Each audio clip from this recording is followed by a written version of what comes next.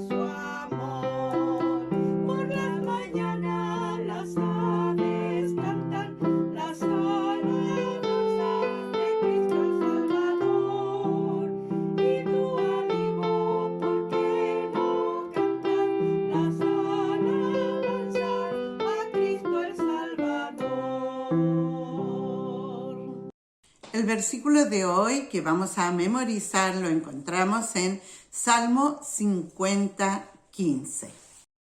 El versículo de hoy lo encontramos en el Antiguo Testamento.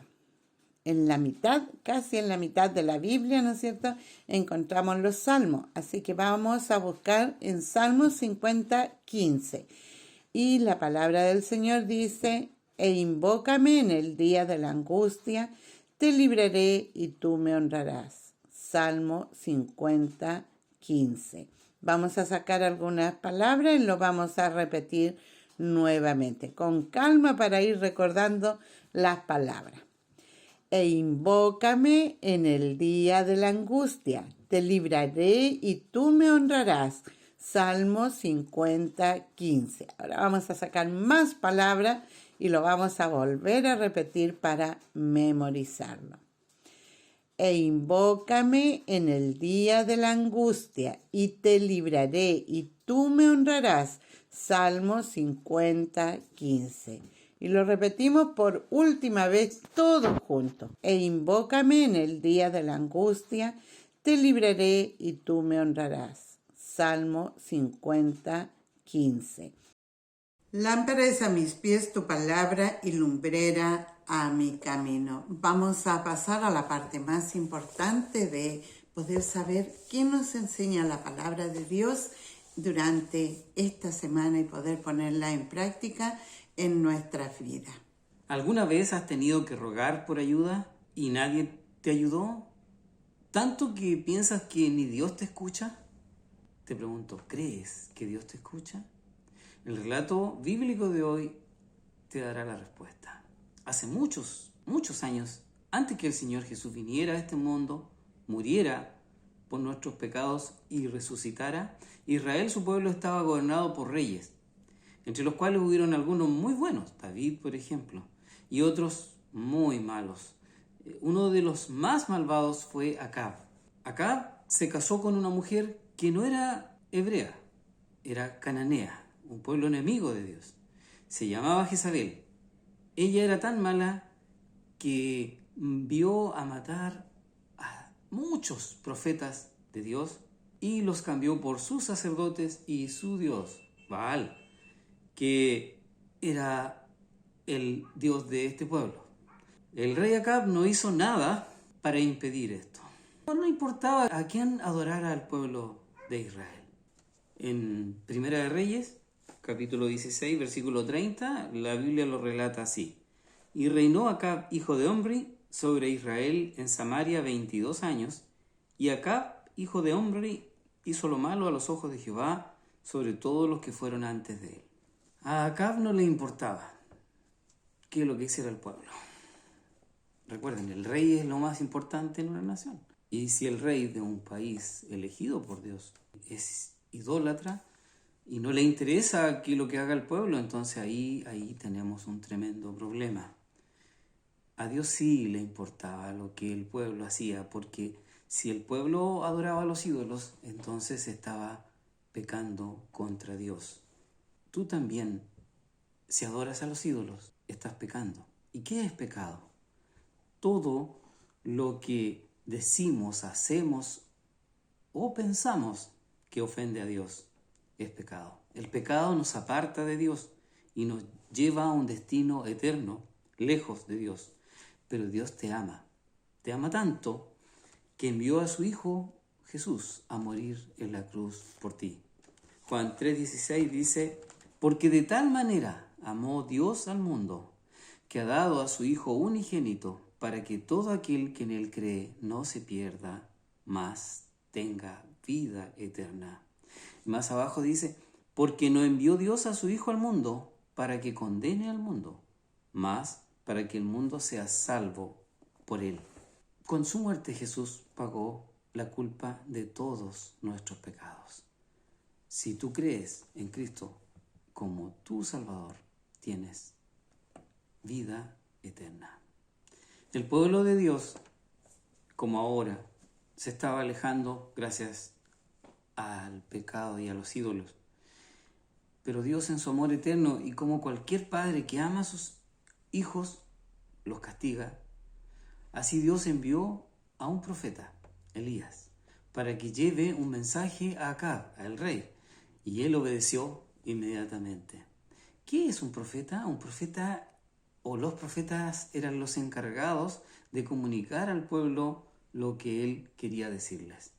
Esto está en Primera Reyes 17:1 y dice, entonces Elías Tisbita, que era de los moradores de Galaad, dijo a Acab, vive Jehová, Dios de Israel, delante del cual estoy, que no habrá lluvia ni rocío en estos años, sino por mi palabra.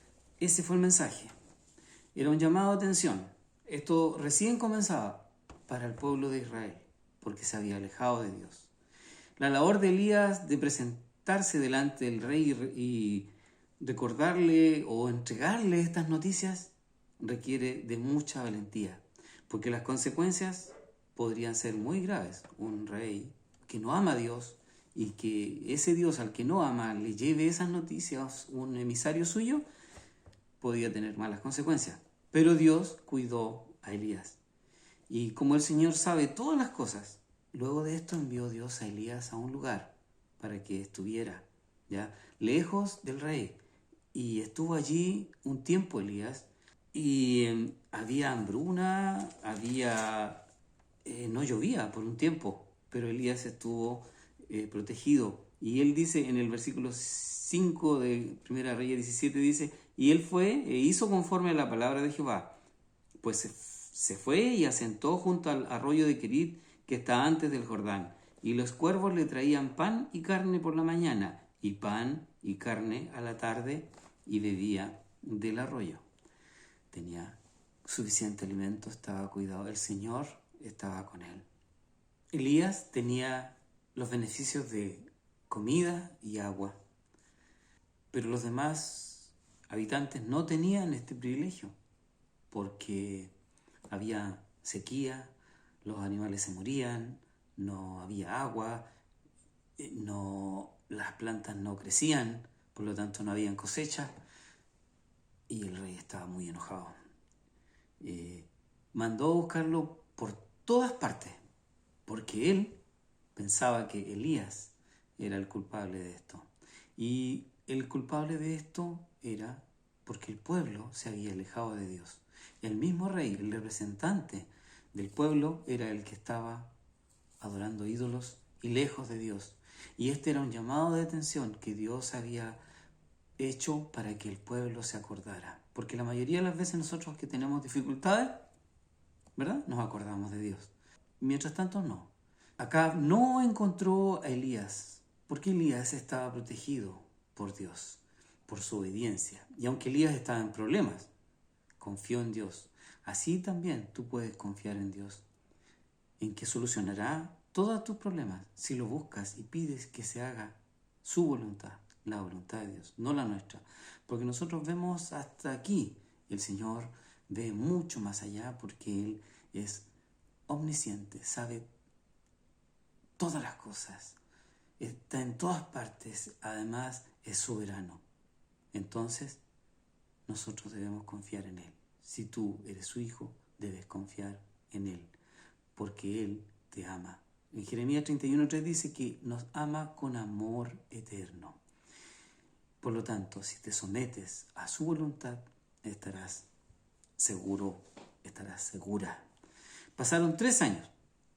Primera Reyes 18:1 dice, pasado muchos días fue palabra de Jehová a Elías en el 3er año, diciendo, ve, muéstrate acá, y yo daré lluvia sobre la haz de la tierra. Y fue Elías a mostrarse acá. Había a la sazón grande hambre en Samaria. Entonces Elías, que había sido buscado por años, como si fuera el culpable de esto, ahora le tocaba presentarse de este rey furioso. Pero Dios iba confiado porque iba con el Señor. Nosotros también, si vamos a hacer las cosas de Dios, tenemos que estar confiados porque Él nos acompaña. En 1 Reyes 18, 17 y 18 dice que, y como Acab vio a Elías, díjole a Acab, ¿eres tú el que alborota a Israel? Y él respondió, Elías, yo no he alborotado a Israel, sino tú y la casa de tu padre, dejando los mandamientos de Jehová y siguiendo a los Baales. Esa fue la respuesta de Elías. Él, Acab, estaba equivocado y no entendía que el problema no era Elías, el problema era él. Elías fue usado por Dios para llamar profundamente la atención del rey y luego dar instrucciones para algo que cambiaría a los israelitas. Elías le pide al rey que reúna a todo el pueblo y a todos los sacerdotes del falso dios Baal. En 1 Reyes 18-19 dice, envía pues ahora y júntame todo Israel en el monte de Carmelo y a los 450 profetas de Baal y a los 400 profetas de los bosques que comen de la mesa de Jezabel. El plan de Dios estaba en acción. Elías estaba listo y Acab, la gente y los falsos profetas se reunieron con Elías en el monte. Estaba comenzando a producirse el evento que cambiaría al pueblo de Israel. Estaban todos ahí reunidos y Elías se tomó un tiempo para hacer reflexionar a la gente. En el versículo 21 dice, y acercándose Elías a todo el pueblo dijo, ¿hasta cuándo claudicaréis vosotros entre dos pensamientos? Si Jehová es Dios, Dios, seguidle, y si Baal, id en pos de él. Y el pueblo no respondió palabra. ¿Qué hacemos? Estamos todo el tiempo, a lo mejor, enfrascados en algo que nos aleja completamente de Dios. Tenemos que a lo mejor vivir alguna dificultad enorme para darnos cuenta de que estábamos equivocados, de que lo que estábamos haciendo no estaba bien. Si tenemos dificultades, muchas veces tiene que ver porque nosotros nos hemos alejado de Dios y nuestra conducta no es la mejor. Entonces Elías llamó la atención del pueblo. Había que determinar quién era el verdadero Dios. Elías les dio las reglas de la prueba. El que probara ser el Dios verdadero sería a quien la gente debería seguir. Traigan 2 bueyes al monte y corten su buey en pedazos y pónganlos sobre la leña, pero no hagan ningún fuego. Esa fue la instrucción. Yo haré lo mismo. Luego clamen a su Dios y yo clamaré al mío. El que conteste con fuego es el verdadero Dios. Estuvieron los sacerdotes de Baal un día entero saltando, rogando, cantando, gritando para que su Dios mandara el fuego que hiciera que este animal se quemara. Pero no sucedió nada. ¿Por qué no sucedió nada? Porque es un Dios falso. Entonces, luego le correspondió a Elías y hubo un silencio. Elías le pidió al pueblo que le ayudara a reunir las ruinas, a reparar las ruinas de los altares o del altar que había antes del Dios verdadero. En Primera de Reyes 18:30 dice, y Elías dijo entonces a todo el pueblo, acercaos a mí, y todo el pueblo se allegó a él, y él reparó el altar de Jehová que estaba arruinado. Y tomando Elías 12 piedras conforme al número de las tribus de los hijos de Jacob, al cual había sido palabra de Jehová, diciendo, Israel será tu nombre. Eso es el comienzo del trabajo. Preparó el holocausto y lo regó muchas veces con agua, y después que hizo esto, oró. Era la prueba. Orar a su Dios, y él tenía que encender ese fuego. En 1 de Reyes 18:36 al 39 dice, y como llegó la hora de ofrecerse el holocausto, llegóse el profeta Elías y dijo, Jehová, Dios de Abraham, de Isaac y de Israel, sea hoy manifiesto que tú eres Dios en Israel, que yo soy tu siervo, y que por mandato tuyo yo he hecho todas estas cosas. Respóndeme, Jehová, respóndeme, para que conozca este pueblo que tú, oh Jehová, eres el Dios, y que tú volviste atrás el corazón de ellos. Entonces cayó fuego de Jehová, dice, el cual consumió el holocausto y la leña y las piedras, y el polvo aún lamió las aguas que estaban en la reguera. No quedó nada. Ese es el poder de Dios. Y ese mismo Dios es el Dios que nosotros tenemos, en el cual hemos creído. Y Elías no era diferente a nosotros, era un ser humano igual que nosotros. La diferencia es que él obedeció a Dios. Dios había escuchado y contestado la oración de Elías. La gente reconoció que Jehová es Dios. No hubo ninguna duda de que Jehová es Dios. Acab, el rey, estaba listo para escuchar a Elías. Hoy día no tenemos estas muestras del Antiguo Testamento, pero tenemos su palabra y el testimonio de que Cristo vino, vivió y murió y resucitó, y ahora está a la diestra de su Padre, y volverá a buscar a los que escucharon, creyeron y se arrepintieron de sus pecados. Y no te desvíes, hay un solo camino, en Jehová, Jesús.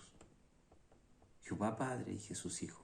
Juan 14:6 dice, yo soy el camino y la verdad y la vida, y nadie viene al Padre si no es por mí. Te invito a orar. Padre eterno y Señor nuestro, te damos gracias porque tú en tu infinita misericordia has permitido que una vez más podamos entregar tu palabra. Ayúdanos, Señor, a que sea de provecho en nuestras vidas. Perdona mis pecados, oh Señor, Y te rogamos que tu palabra bendita, donde nos muestra que tu poder por medio de la oración, oh Señor, será respondido, que será manifiesto, Señor, si confiamos en ti. Gracias, Padre eterno, porque tú, en tu infinita misericordia y amor, tú has querido que hoy día podamos hablar de ella. Por Cristo mi Salvador, te lo ruego. Amén. Para nosotros fue un gusto compartir nuevamente la palabra del Señor contigo. Que Dios te bendiga.